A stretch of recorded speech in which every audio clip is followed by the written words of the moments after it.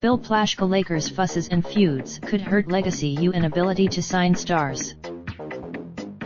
Los Angeles. For most of the last 2 years, the question facing the NBA's most glamorous franchise for the summer of 2019 was clear.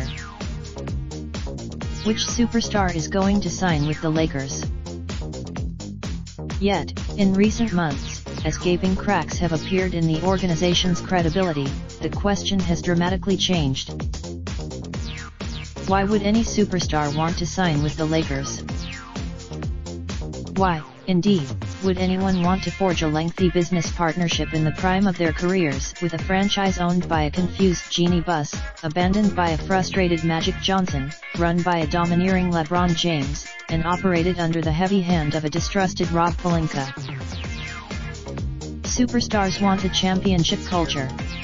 Not happening here. Superstars want a stable front office. Not even close. Superstars want distraction-free basketball. Not a chance. The Lakers' internal problems have been exacerbated by the public nature of their various fusses and feuds. In and out Hollywood, just when you thought it couldn't get any worse, well, it got worse. Their problems accentuated with Tuesday's publishing of an ESPN story by Baxter Holmes that represents another deep dive into their franchise dysfunction. Nothing in the story was surprising. The Lakers' mess has, but the piece does contain several new anecdotes in which their chaos is startlingly reinforced. It is these sorts of, if you're cringing while reading this stuff, how do you think the likes of Kevin Durant, Kawhi Leonard, and Kyrie Irving are reacting? For example, we all knew Pelinka had trust issues, but the ESPN story cites a supposedly inspirational story he told the team that could not possibly be true.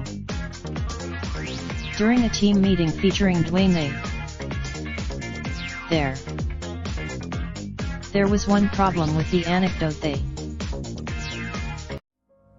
Raindrops, drop top, top smoking, no cooking the hot pot.